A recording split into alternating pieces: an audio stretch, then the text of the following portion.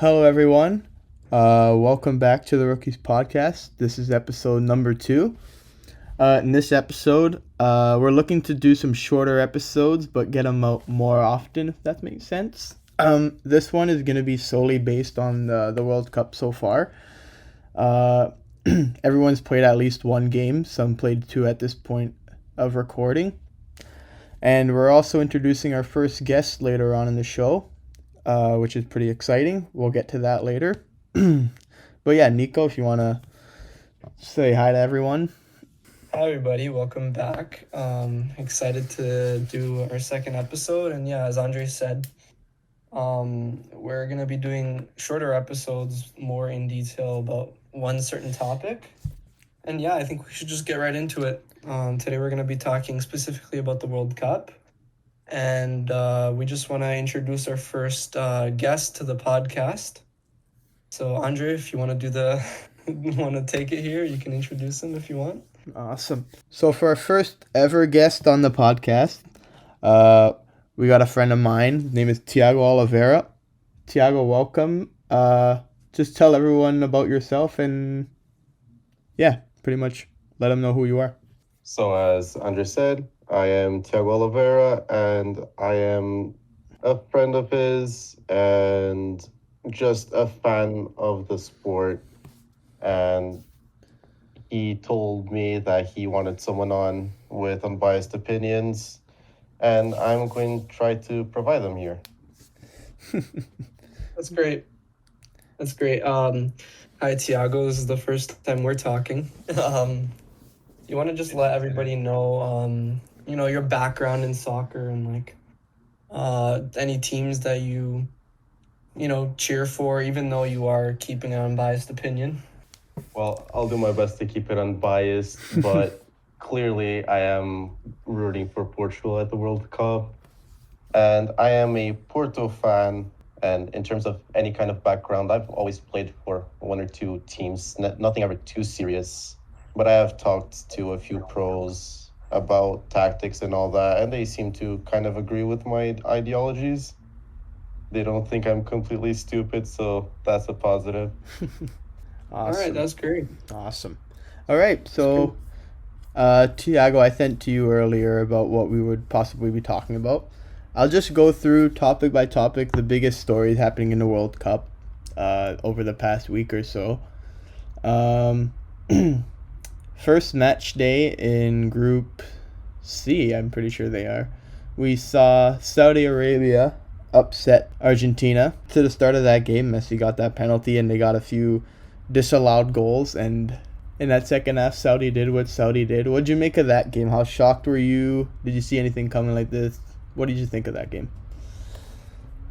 I don't think that anyone was expecting that from Saudi Arabia, but they started to be really direct. They just started putting their foot down, really running at the Argentina defense with Otamendi at the back, and those defenders, you could really run at that back line. And Argentina's always had this issue. I don't think there's been any of these recent years, or at least in the Messi era, some backline that you look at it and you just say it's solid in a way that Portugal's had, or any of the big contenders. It's always been Argentina's Achilles heel. Yeah, I agree with that point, yeah.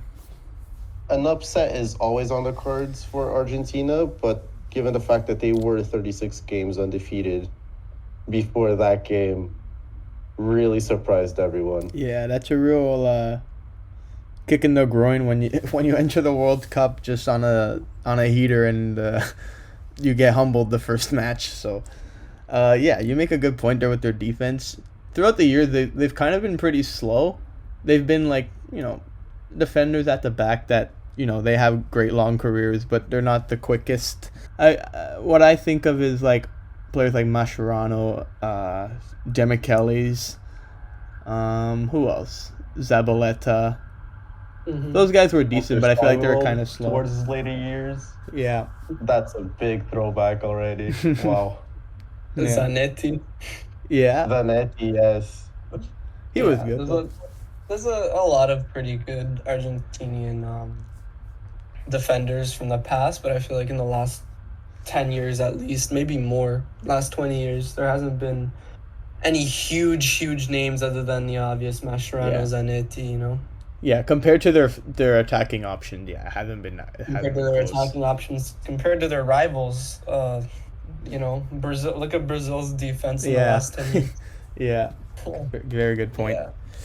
So yeah, that was an unexpected result for sure.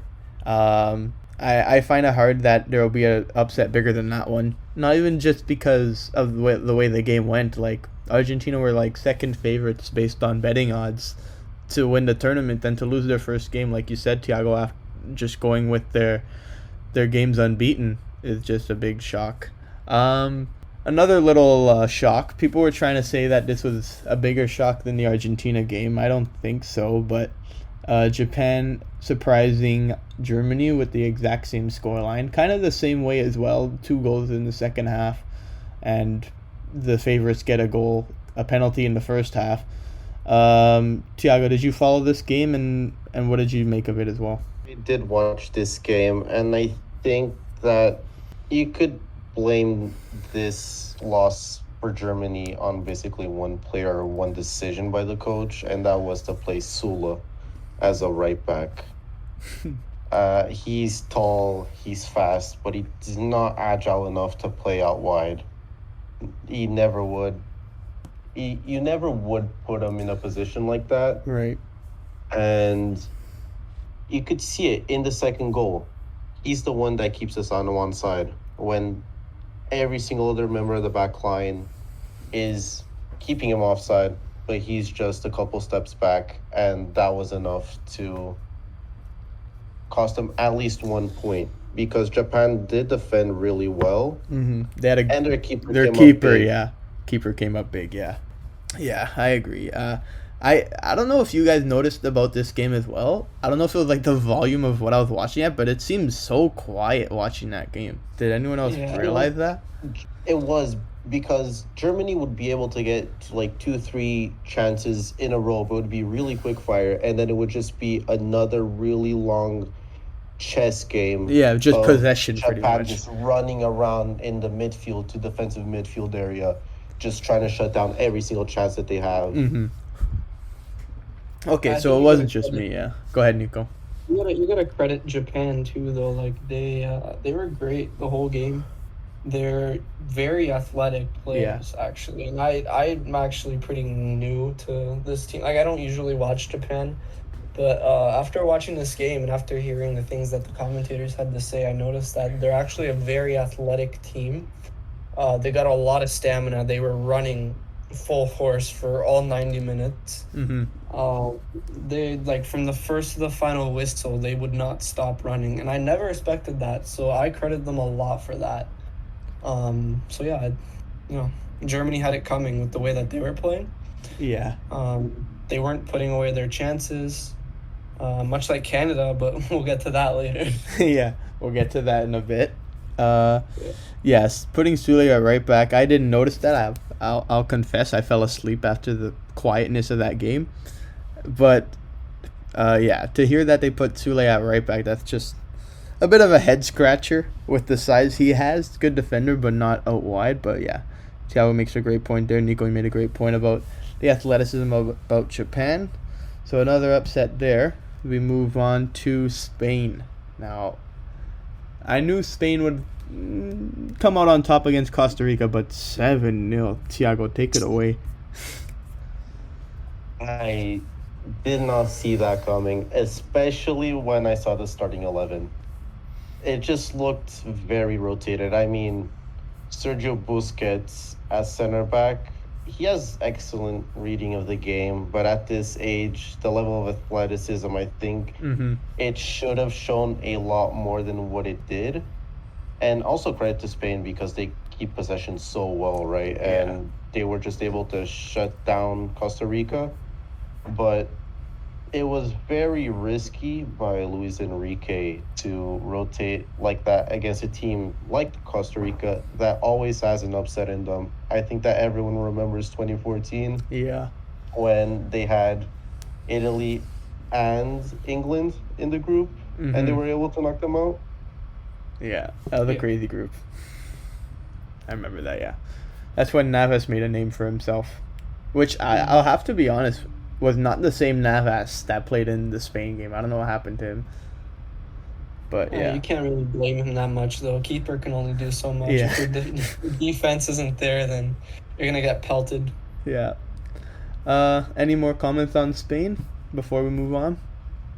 I just wanted to, like, touch on the fact that, like, they just looked amazing. Mhm. They looked unstoppable. And I know it was against Costa Rica, but... yeah, Spain looked on another level this year. Everybody was criticizing them because of the players that they left out for this World Cup. They left out a lot of experience and they brought in a lot of young players. But, I mean, the young players are proving to be the right option right now. You got players like Olmo, Ferran Torres. You got Gavi, Pedri. They got so much quality. And especially Gavi, like, he looks so good. Yeah. He looks so good in that midfield. And then you got players like Morata who are still finding a way to provide for Spain, even Yeah. though they might not be doing so good with their club teams. I'm not trying to take a hit at Atletico, don't worry. Atletico fans, I'm sorry. Again, I'm always like going after Atletico. Yeah, I have to admit I do that too a little bit.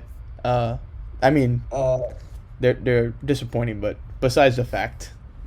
But yeah, anyway, I wanted to just also mention Busquets. I know we were just talking about how it was unexpected putting him at center back. And, people didn't expect for him to have such a big impact as he did. But he did really good. Like, Yeah. all of Spain's attacking movements were going through Busquets. He was at center back, but he was mostly in the midfield, where he should be. And yeah, he looked really good. He did not look like the age that he really is. For sure that if there's any team that can put players that are not from that position to play that position is Spain. If you have the ball the whole time, it's almost like it doesn't even matter. These guys could go anywhere they want. They got possession of the ball, 1-2 touch passes. Yeah. I'm pretty sure they would play like back in the 2010 days. They would have like I'm pretty sure they would have like some midfielder that strike. There was a time they played just midfielders, didn't they? Yeah, they would probably play like the false nine, and they would put like a center attacking mid. Yeah. As the false nine, Yeah. Wasn't Iniesta the false nine in the Yeah. final in 2010 against Netherlands? Yeah, I'm pretty sure you're right. Yeah. So yeah, they just have the ball so much that it almost doesn't even matter. They could pass it in the net with the way they move that ball. It's crazy.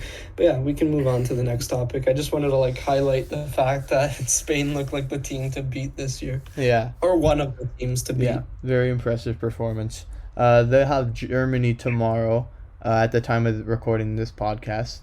So we'll see how that goes. Next, I want to talk about Brazil. They seem like a fun team so far. Richarlison obviously scored goal of the tournament at the moment. But just their overall play, their player selection, Tiago, what do you think about the way they selected their lineups, the subs they made, and their overall play? When I looked at the starting 11, I just thought that midfield was so unbalanced. I mean, you had Casemiro. Yes, he's really good at defending, and he could probably anchor the entire midfield, but I just saw Paqueta and Neymar as part of just a free eight, almost like a Manchester City would deploy both Bernardo and Kevin De Bruyne, except that they both have the work rate that Neymar and Paqueta, I don't think they do. So I was really skeptical about how well they would be able to deal with defensive transition. Right. But they just looked on it the entire game. Yeah.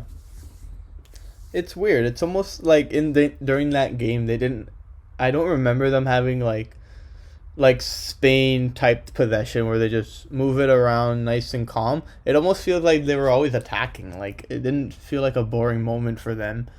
And I agree with what you said, that midfield, looking at that lineup. I sort of had a feeling that Neymar would play in the midfield because I think it was their coach that said much earlier in the year that he was too creative to be wasted on the wing. So I had a feeling he might play in the midfield. I didn't know Paqueta would play there. I thought they would do like Fabinho, Casemiro to make up for the missing defensive midfielders in that midfield, the missing balance. But yeah, they put Paqueta with Neymar, and it actually turned out well. So fair play to them. Nico, you wanted to say something about Brazil? Yeah, no, they looked really good. The only thing is like about the starting 11, I would have put Fabinho instead of Paqueta. Yeah, I just think he's a more well-rounded player. Paqueta was making a few mistakes in the first half. So I mean, I don't think he was the man to start. But it didn't really affect their performance that much. It was more of just like his personal performance was kind of affected. I don't think he should play in that position, in that like lower center mid role. He should play up higher, like where Neymar was. But obviously, you're not going to take Neymar off for Paqueta. Yeah. And what else? Yeah, no, Brazil looked really good. The first half was a little slow because Serbia were defending for their lives. It kind of made the game a little stale in the first half, but then it picked up in the second half, especially after Brazil's first goal, because then Serbia had to attack, and then obviously that opened up a lot of space for Brazil. But yeah, no, solid performance, great goal from Richarlison. I think Brazil are really going to be the team to beat this year. Yeah. Another thing about their lineup I was thinking about was the whole time I thought Gabriel Jesus was going to start up top. And when they put Richarlison, in my head I was thinking, oh, maybe the wrong choice. But he definitely proved me wrong.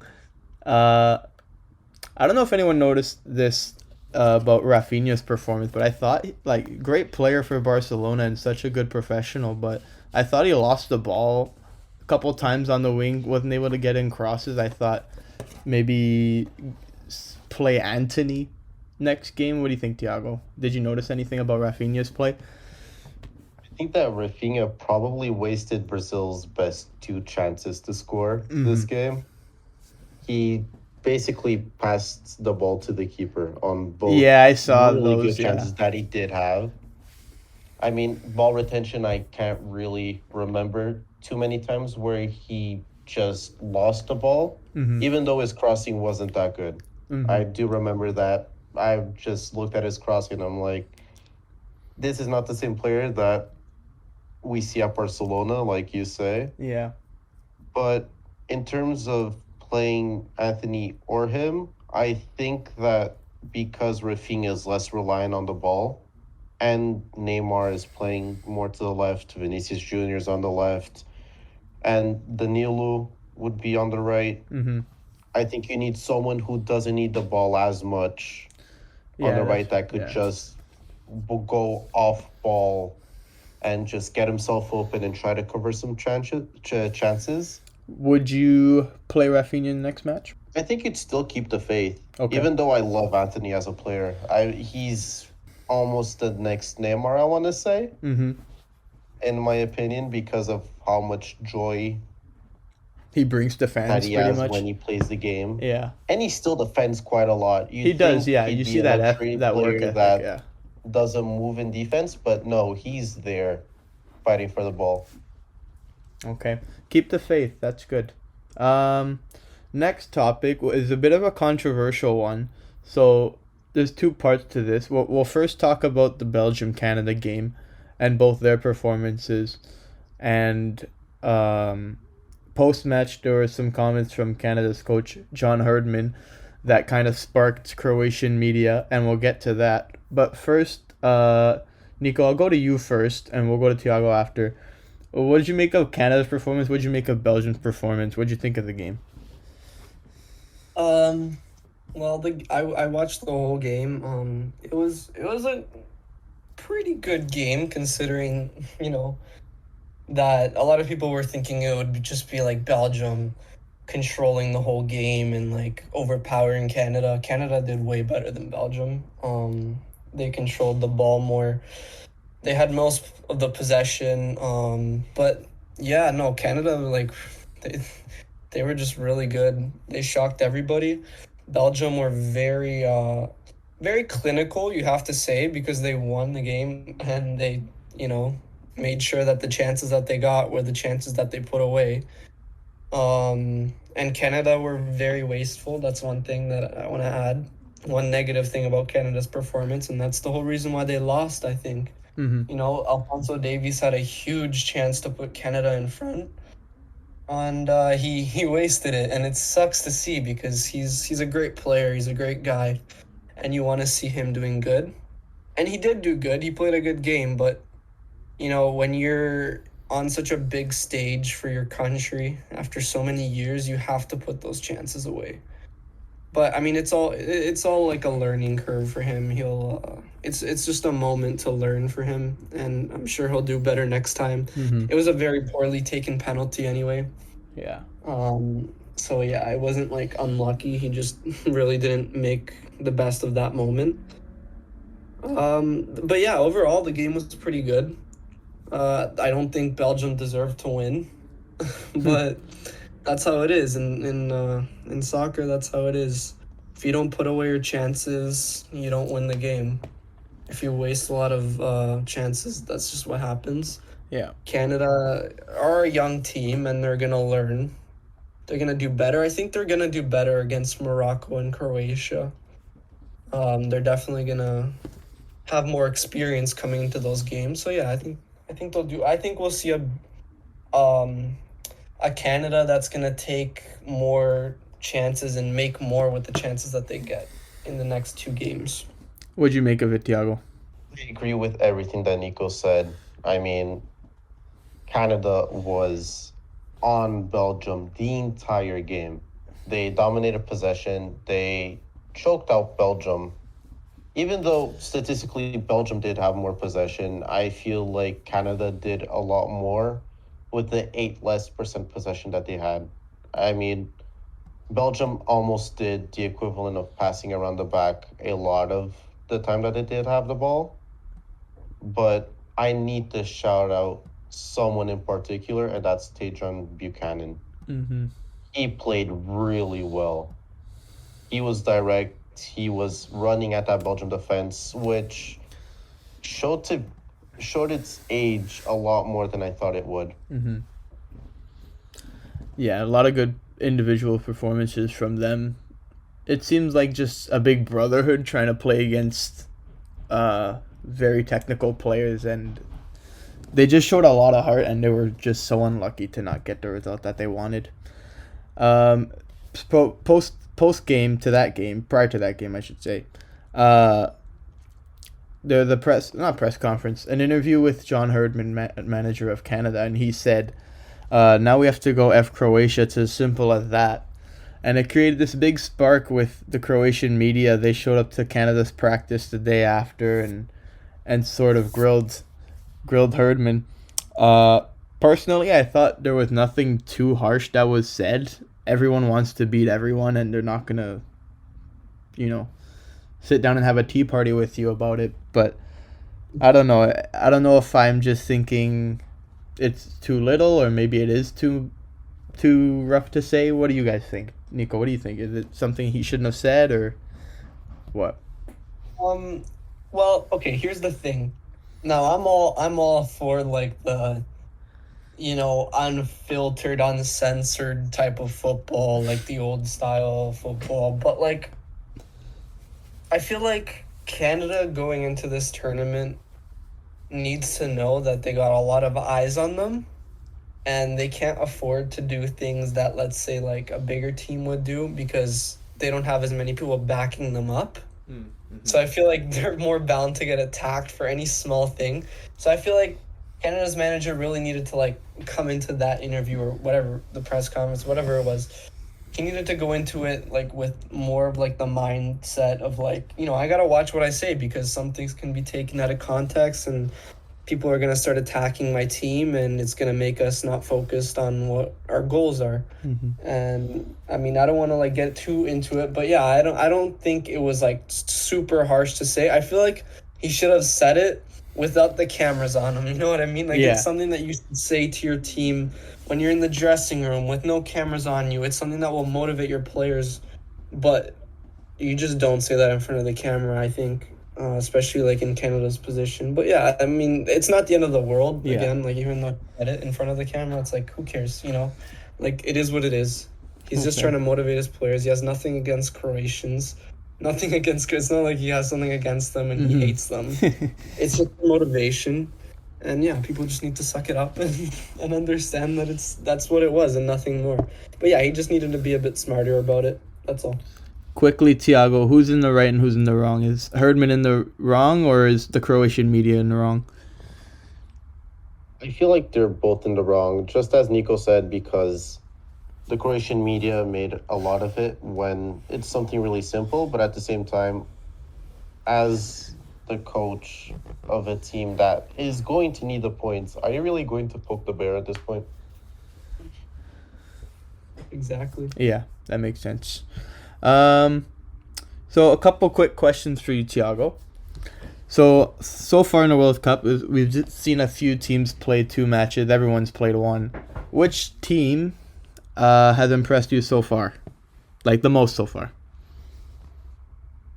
I have to say Ecuador. Okay. I really liked how they played. I knew some of the players. I knew Moises Caicedo from Brighton, as well as Pervis Estupinan. They're both teammates at club level. And I knew Gonzalo Plata from his time at Sporting. I didn't think much of him then. But at this World Cup, he's been playing really well. He's been showing a directness that Ecuador needs to exploit on the counter. You've had Pervis Estupinan just, whether it's delivery into the box, whether it's really covering the entire left flank, he's always been on it. The midfield of Caicedo and Jackson Mendez, they've just been all over the place. It's almost as having 2 Contes with the ball progression and all of it. And Piero Hincapié has been very, very good offensively. Yeah, they've very good performance in Qatar, dominating performance, I should say. And they had a very good showing against the Netherlands, where I expected, the Netherlands to come out on top as favorites. But like you said, they got some decent players in there. They know how to play as a team for sure, and they have Ener Valencia, which will be a pain to lose them. But Ecuador, okay. And follow up to that question, which player has impressed you the most so far? Player that has impressed me the most. I mean, there's been a lot of players that have been really good. You could name probably 2 of Ecuador's players. I didn't even mention Valencia when I talked about Ecuador, but yes, he's been very clutch. He's just been always on it, covering a lot of territory in the attacking spaces, really pressing the defense. And he's just been able to finish his chances. But if there's a player that's impressed me so far, it has to be Nico's pick for breakout player of the tournament, Cody Gakpo. I watched the first episode, lads. Don't worry. Very good. That's who we wanted their first guest. I mean, Nico, you wanna back up your corner with Gakpo? You're a guy. You should talk him up. What do you think? Oh, I think he's doing good. It's weird. Like, I've seen a lot of positive things said about him, but I've also seen some people on the internet, and obviously you're always gonna get haters, but I've seen people on the internet talking bad about him as well, saying, "Oh, he's overhyped. He's not worth the money. He's not like, I don't know about that. I really don't. I really don't know. Yeah, like." Obviously, any price tag that's put on players nowadays, it's like overhyped. You could say that it's overhyped because I don't think any player should be worth more than $50 million. But I think that's just another story for another day. Mm-hmm. The transfer market's screwed up nowadays. But like when you look at what the player actually does, like he's a solid player. I think he's at like 32 or 33 goal involvements this season so far. Mm-hmm. He's doing amazing. Yeah. And he's doing great for Netherlands too. He's being a very clutch player for them. He's winning them games. And yeah, he's really doing good. Obviously, the Netherlands didn't win their last game against Ecuador, but it doesn't take away from Gakpo's performance. Mm-hmm. Before we let you go, Tiago, on that Gakpo talk, he mentioned a couple clubs he's interested in going to. Where do you think he fits in best?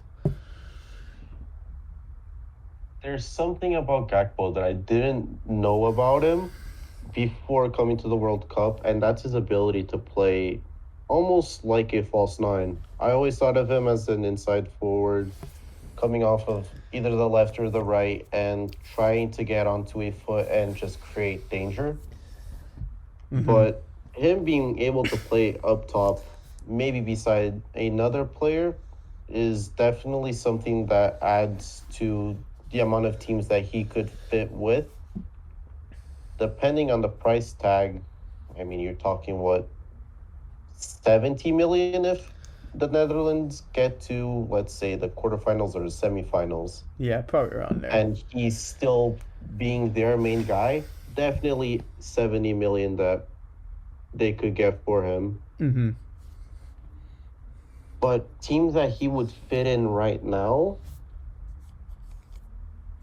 I mean, there's not really a top club that's looking for a player like him. He mentioned a couple Man United, Liverpool, Barca, Real Madrid, and there was someone else. I think, did he mention Bayern Munich? Or did I just make that up? I don't remember if I mentioned it, but I was just about to bring it up. Yeah, I think he would fit pretty good into Bayern Munich too. I'm not sure, but I think they're looking for kind of like a striker / winger at the moment, aren't they? I'm not 100% sure, but I saw some people talking about it on Instagram the other day. Well, who plays up top for them now? Choupo-Moting? Yeah. Okay. Yeah. So yeah, maybe they'd be interested in him. So he would definitely be good if they're really trying to transform him into like a top striker. And they're so good at developing players. So good at that. So. Yeah, I don't know, because Bayern don't really change their formation because of one player. Like, they don't like to buy a player and change their whole formation to go around, that one player. They usually change the player to fit their formation. Mm-hmm. So yeah, I think they could do that and just like turn him into like a great striker. Yeah. So yeah, we'll see. All right. Well, maybe if you could have, sorry for interrupting, but no, go ahead. Maybe if you could have Muller as the striker and then have Gakpo play behind him. Mm-hmm. Yeah. They always play either 4-3-3 or 4-2-3-1, and you could just have a three of Gnabry, Sané, and Gakpo. Yeah, that could be a pretty good fit. That sounds really dirty. And not to mention Musiala right behind him. Musiala too. So that's quality. A lot of pace and a lot of technical ability. No doubt about that. That team is scary. Yeah. Tiago, I want to thank you for your time coming on here. It's been a pleasure to have you as our first guest, and we will definitely love to have you again later in episodes in the future. Nico, you want to say anything? No, it was a great time to have you here. I really enjoyed hearing your opinions. And yeah, for sure, we can have him back on anytime he wants. Anytime he has an opinion that he wants to talk about, anytime anything happens in the world of football, yeah, then we can get him back on for sure. No doubt. I appreciate you guys having me here. I hope I did a solid job. I mean, it's been the first time I've ever done anything like this. Mm-hmm. So I hope I haven't been too much of a burden. No. Awesome opinions. You knew what you were saying. No stuttering. It couldn't be better. Very neutral. I like it. Yeah, awesome. I mean, we did not talk about Porto or Man United. Yeah. I think that we stayed away from the dangerous situations. We stay out of any dangerous territories. Yeah. Absolutely. All right, Tiago. All Thank right. you so much, buddy. Once again, thanks to Tiago for coming on. He had a very good opinions, has good knowledge of ball for sure. Mm-hmm. And now we will move on to more World Cup talk. We'll get through a few individuals, some records that have been going on, and just some trends we've seen that have been happening on the tournament. So the first thing that I wanted to bring up is not is not an individual stat or record, but Qatar, the first team being eliminated as host nation. Yeah, I don't know. For some reason in my head, I was like, oh, maybe this is some karma for the way they prepared for this World Cup. You know, all those workers that have lost their lives and haven't been treated properly. The way I looked at it, with a little bit of karma, no shot to Qatar in any way of disrespecting their country. But what do you think, Nico? Yeah, no, I agree. It's I don't know. I really feel bad because I know that there are people from Qatar who are genuinely, excited because Qatar were going into this as their first World Cup ever. Yeah. So, and their fans were really excited, and I feel bad because they get a lot of bad rep because of what the government and all that, the situation in their country and like what they've done for the World Cup. Like the situation that the workers had to work in and all that. So I feel bad, like fans get a bad rep for that and their team gets a bad rep. But I mean, at the same time, they really can't blame their team performances on anything else but themselves. They've been really bad. Yeah. Not much else to say. They've only scored one goal. Yeah. In 2 games. They got 2 losses. They're probably going to lose their next game, which is, I don't want to sound like I'm trying to attack them, but I mean, it's the beauty of football, the way it is. It's what it is. But yeah, I just think they were really poor, and they did not deserve to win any of their games, let alone tie one of their games. And yeah, I guess they really deserve to be the first team who gets knocked out. Very well said. So throughout the World Cup, there's been a few impressive records. We'll go along a few of them. First one I got here is Ronaldo's the first man to score in 5 World Cups. It's an impressive feat in terms of longevity. It's pretty hard to play in 5 World Cups alone, just simply because they happen every 4 years. Yeah, Nico, what do you think? Yeah, he's one of the GOATs, obviously. He's been great. It's hard to find something to say like that's not already been said about him. Yeah, you can't really compare this to anyone, to anything. It's hard to like find a relation to it. Never happened before. Yeah, it was a tough thing to do, and very good record for him. Nico, you want to take on Gavi's record? Yeah, so Gavi is the youngest player, if I'm not mistaken, the youngest player to score a goal in the World Cup. That's amazing. That just adds something more to his already great start to his career. He's setting all kinds of records because he's one of the youngest players who's playing in football right now. So at literally any competition he plays or scores in, he makes a record in, which is crazy to think about. Yeah, he's so young still. He's the 3rd youngest in World Cup, but he's just below Pele. Oh, okay, which is still pretty good company to be with. But he is the youngest ever to score at a World Cup for Spain. For Spain, that's what I was thinking about. Yeah, which is still impressive nonetheless. Yeah. Yeah, no, he's been great, and he's really in charge of that Spain midfield. He's a great player. Nothing much else to say. Yeah.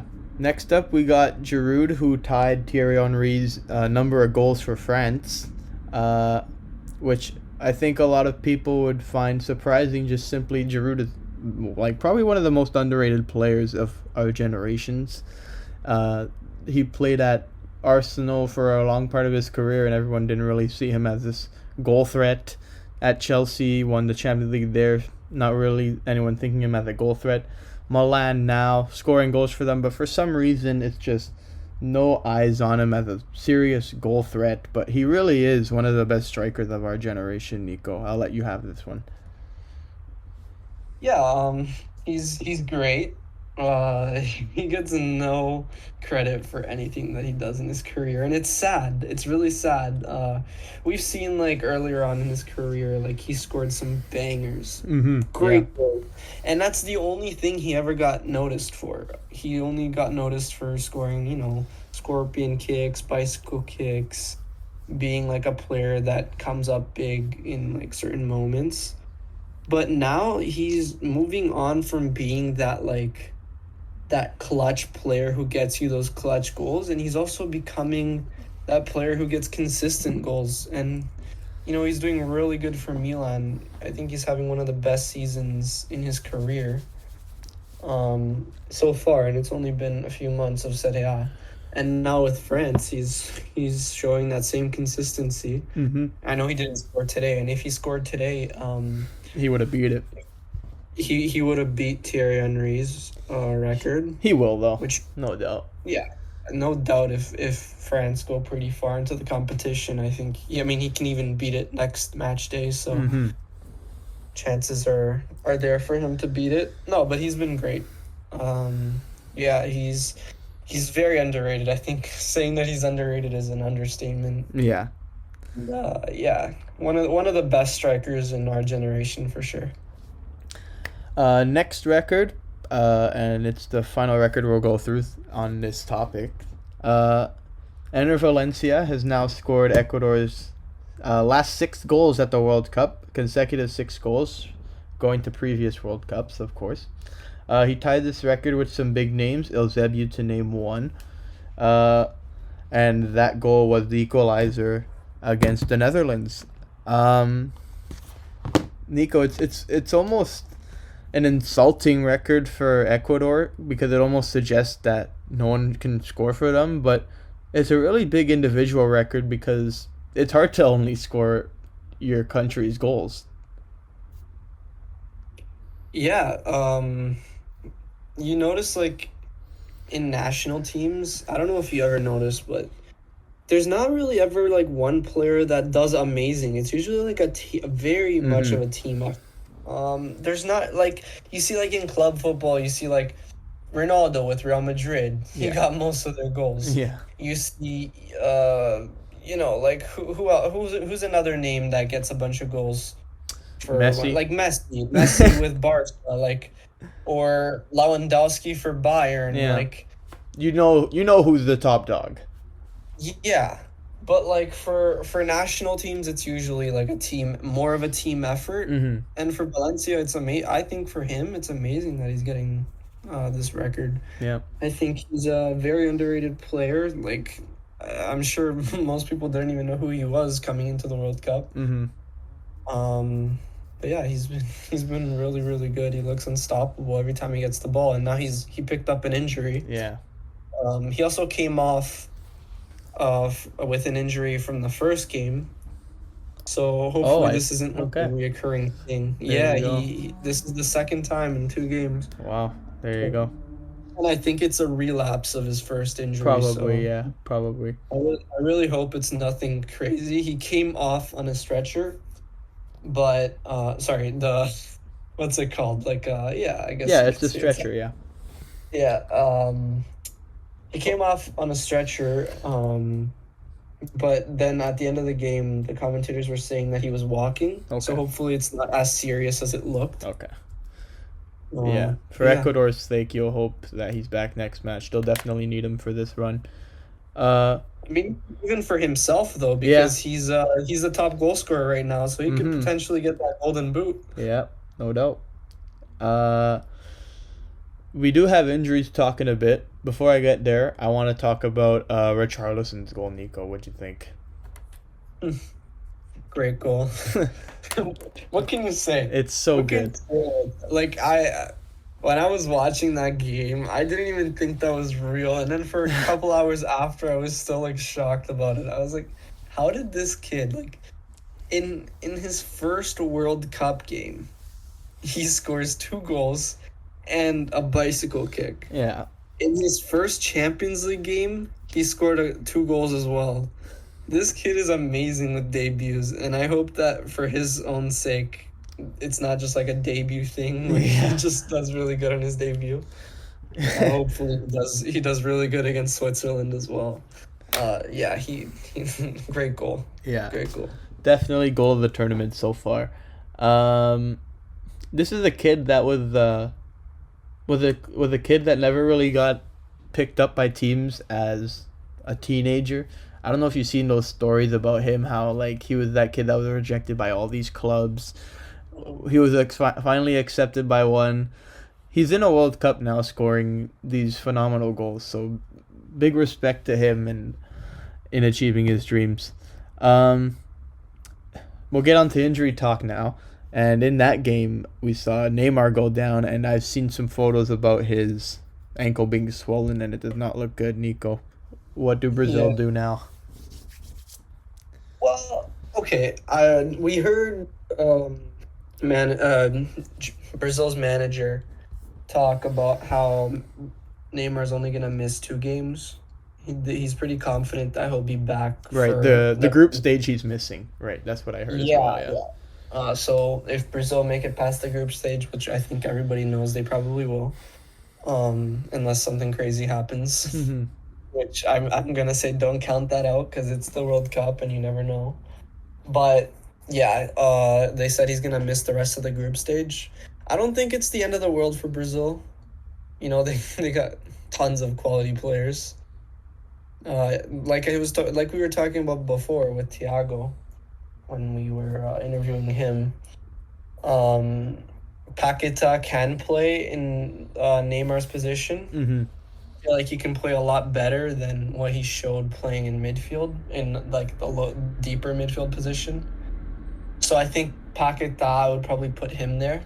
Yeah. Just to replace Neymar for now, and then I would put Fabinho where Paquetá was put for the last game. Yeah, so I don't think it's the end of the world. I think they still have the right to get through that group without Neymar. Yeah. And I think they should. Yeah, they still have such a good team even without him. Yeah, I don't think they'll be worried. Obviously, it's a big miss because, it's Neymar, but couple more injuries, Nico.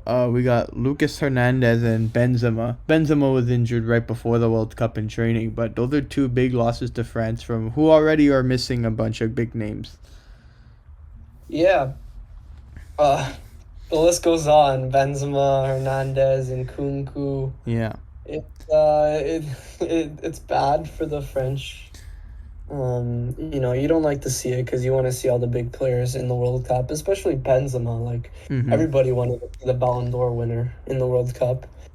But yeah, not to get too off topic, it's not looking good for France with their injuries. Yeah. I'm not sure if you heard, Lucas Hernandez, obviously, not to get it mistaken with his brother. He was actually considering retiring. I read that right now. Yeah. There was news that came out today or yesterday that said he was actually considering retiring after he found out about his injury. He's had multiple injuries in his career. And apparently, after a small sit down with his mom, she managed to change his mind about it. But yeah, he was really considering retiring, which would have been crazy. But at the same time, like, you would also understand because injuries is no fun for sure. I think they said he's missed something close to 700 minutes of game time in his career because of injuries. That's not good. Yeah, you definitely don't want to see someone retire from injury. This always sucks, but You have to do what you have to do. Hopefully he's And healthy very and young. can play. Yeah. Yeah. But yeah, it is what it is. Yeah. I'm just glad that his mom was able to talk him out of it because, we want to see him do good in the future. No doubt. Of quick other names as I go down this list. Thomas Delaney was injured for Denmark. He had to come off against Tunisia. Ener Valencia, we saw him come off. Neymar, we've mentioned earlier. Memphis Depay has a bit of a tweak. Even Son almost missed this World Cup. So, I don't know. This probably has something to do with having a mid-season World Cup, but we won't get into that too much. But you'd hope to see all those people do better and play the games that they have to. Nico, you mentioned to me earlier about this pattern of 0-0 draws in the World Cup. What do you see going on with that? Yeah, a lot of people are criticizing it. They're saying oh, it's a boring World Cup. We're getting a lot of 0-0 draws, but I don't know. Even though they're 0-0 draws, they're not really that boring. If people don't watch the game and then they see, oh, it's a 0-0 draw, how boring. That's a different thing. But if you're watching the games, you're not really that bored. Most of the games were actually pretty nice. Mm-hmm. You see that Uruguay-South Korea game. Yeah. Very entertaining game. Mexico-Poland, also pretty entertaining. Denmark-Tunisia, there were a lot of chances for both teams. Yeah, that was a good game. Even England-USA with a little bit.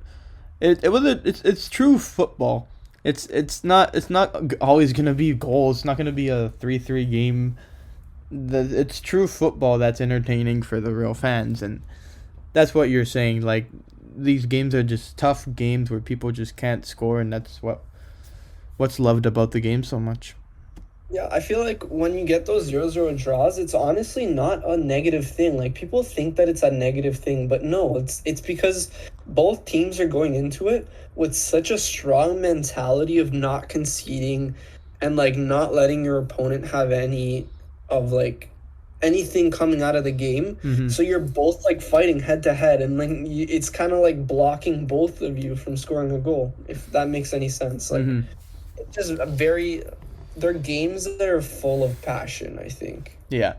And I'm gonna say probably the only boring game that ended 0-0 was probably Morocco-Croatia. Yeah. I don't know, it was a game that had it had a few chances, but especially Croatia, they weren't creating much at all. They didn't create much. Morocco as well, they just weren't creating any chances, and that's why I think it was probably a little boring to watch. All I remember is Modric just missing the crossbar. That's pretty much all I remember from that match. Yeah, I'm looking at the stats right now. There were 2 shots on target for each team. Okay. For the whole game. Well, there you go. Yeah, so there's that. Now, to end off this episode, me and Nico are gonna just try and give not a whole team of the week, but to kind of give honorable mentions to some players who have stood out in match day 1. Should we just do match day 1 matches, or should we do a few that have played up until this point? What do you think? No, let's do just match day 1. We'll Okay. stick with match day 1. All right. So if you want, we can go from the keeper up. Okay. So in net,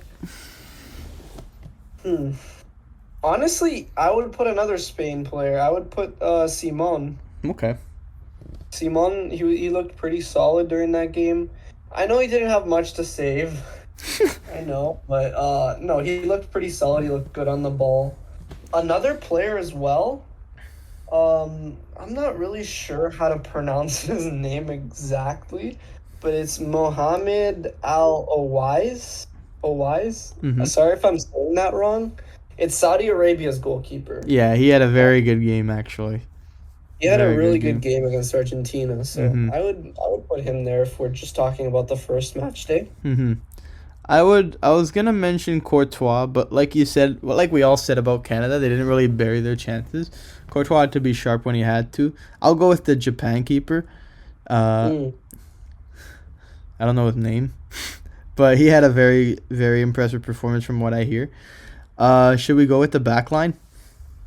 Yeah, let's start at center. Do both center backs, and then we'll do right back, left back. Okay. Do you have any ideas first? I think I have one. I have one center back at the moment. I'll give it to you. Mhm. It's a controversial one, but for his nation, he does so well. Do you know who I'm going with? No, let It's me hear it. it's Harry Maguire. Oh, I'm gonna put him. He plays very well for England. He's very good on set pieces, and there hasn't really been any meme-worthy mistakes. can I just tell you, our first episode doesn't age well because we were talking so bad about him after the first episode. That's true. Yeah, he turned it around for sure. We were saying how Tomori should have been there, and you know what? He still should be on the England team, but He should, but you know what? Maguire's doing good. fair play He's to really- Maguire. Fair play to him. Yeah, he's making a lot of fans really like, Yeah. you know, shut up and just like cheer him on, at least for the World Cup, you know. Yep. For sure. I think, okay, so since you did one defender, I'm going to do the other defender. I'm going to do Tiago Silva. Okay. Yeah. He looked really, really solid. I mean, he almost looked like a quarterback, a football quarterback. He's like, so calm. He's so calm on the ball. He's always like setting up his teammates, sending those long balls up the field. His long balls are amazing, super accurate long balls. Yeah, no, he, like I said, he just looked like a quarterback playing football. Yeah. And he's 38 years old. Yeah, he's definitely the heart of Brazil's defense. Yeah, he defended really good. He kept a clean sheet. Nothing else to say. My next center back, I'll put. They got a clean sheet. I'll put Van Dijk. Okay. Since we're only going off match day 1. If it was match day 2, I would not. But for match day 1, I'll put him with. I'll put him right next to. I'll put him next to Maguire. Sounds good. Can I put? It's a hard choice, honestly, because we've seen a lot of strikers perform good at this World Cup. Yeah, it doesn't really give him attention to the defenders. We haven't really seen a lot of like great defensive performances, other than the 0-0 draws. I don't know. I'd say I have a good defender for you that actually has done decent. Not center I'd back, but Theo Hernandez has provided a couple assists for France. yeah, that was gonna be my pick for left back. For center back, another one I would say who's kind of playing like Thiago Silva would be Simon Kjær. Yeah, He's, I thought of him too. I thought about putting him too. Denmark, very solid. Plays kind of like Thiago Silva as well with those long balls in the back. Mm-hmm. Yeah, I'm gonna put Kjær just for now, just for the first match day. He kept a clean sheet against Tunisia, so I mean, we'll add him in there. Okay. Yeah, I kind of already said my left back. So Yeah. I is also that gonna like- be your- I also like Theo as left back too. I'll keep him there. Yeah, he's given France a couple of assists. For right back though, is a little bit of a tricky one. Serginho go Dest with- had a good game for USA against Wales. Dumfries for Netherlands. But who will I go with? I'm gonna go with from Canada. I'm gonna go with Alistair Johnson. He's very strong and just didn't shy away from Belgium's attack, and I'll go with him. What about you, lad? I'm gonna go with Angelo Preciado. I don't know if I'm saying the name right. The right back on Ecuador. He's looked pretty damn good. I've watched both of Ecuador's games so far, and yeah, he's looked really good. He looks unstoppable on that right flank, running up and down. He even set up Ecuador's second goal in the first match day. Mm-hmm. He put in a really nice cross, and yeah, all credit goes to him for that second goal, honestly. And yeah, I mean, I know they only played against Qatar in that first game, but no, he looked really solid down that right flank. Now we move on to midfield. Should we just go with 3 midfielders and then 3 attackers? Yeah. Okay. Yeah, I think we should just yeah, do your 3 midfield. I'll do my 3 midfield, and then we can Okay. do your striker. Right away, I'm gonna go with well, I'll know 2 for sure. I'm gonna go with Casemiro. He Okay. was solid, just solid for Brazil. Oh, okay, I got my 3. I'm gonna go with Casemiro. Okay. Then I'm gonna go with Bellingham. Okay. Got, Very good. got that goal for England. And then I'm gonna go with Rabiot for France. Mm. He had a decent I like performance for them. He scored. I like that. Yeah, he scored.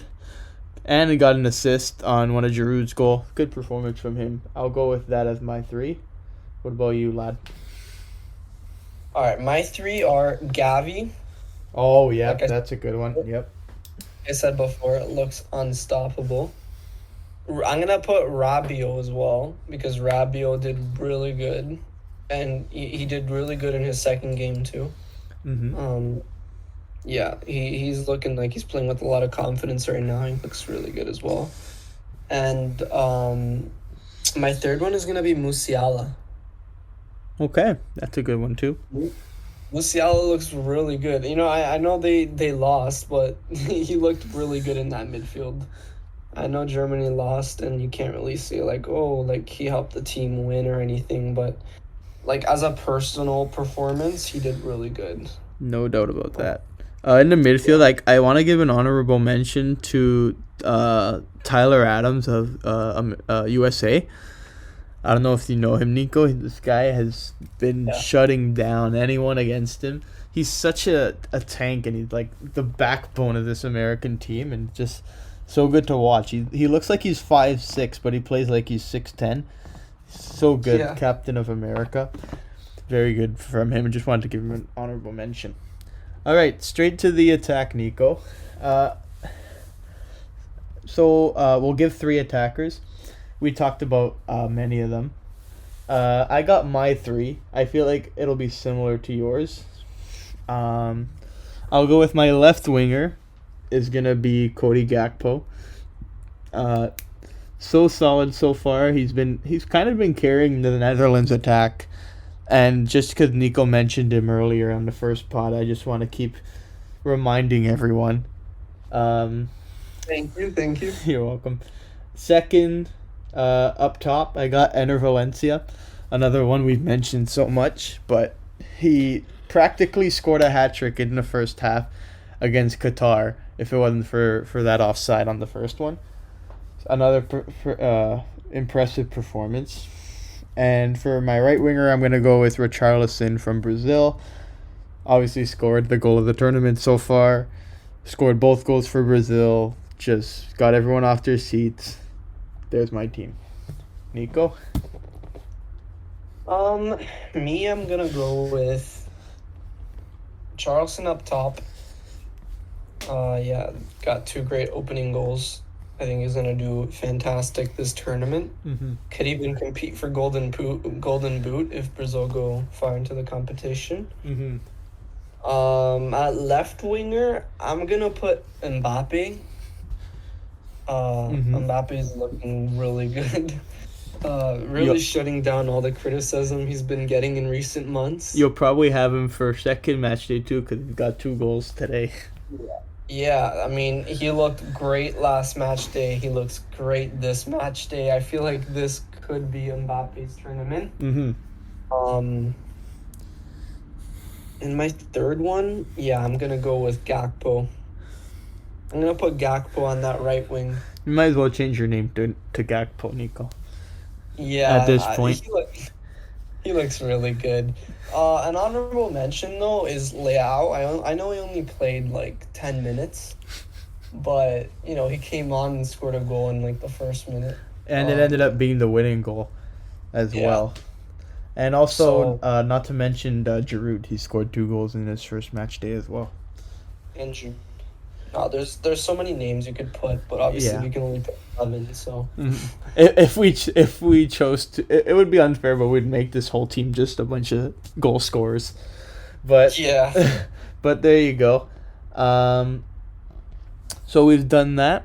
Is there anything else you wanted to talk about the World Cup, Nico, before we wrap up? No.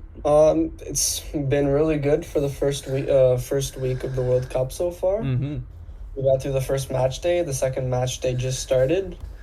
And I'm looking forward to watching the Spain versus Germany game tomorrow. It's going to be really nice. Yep. Can't wait for that. We also got Canada tomorrow. Mm-hmm. So looking forward to that too. And it should be a good day of football. Yep. And I can't wait to record our next podcast and talk about everything that happens next week. Yeah. Just a little preview for the next episode. We'll bring up Ronaldo's contract termination and all about the Man United club. And we'll also get into other sports news as well. But for this one, World Cup talk, thank you guys for listening. We will get back to you soon about the next phase of the World Cup. Such an exciting tournament so far, and thank you guys for listening. Thank you very much, guys. See you next episode. See ya.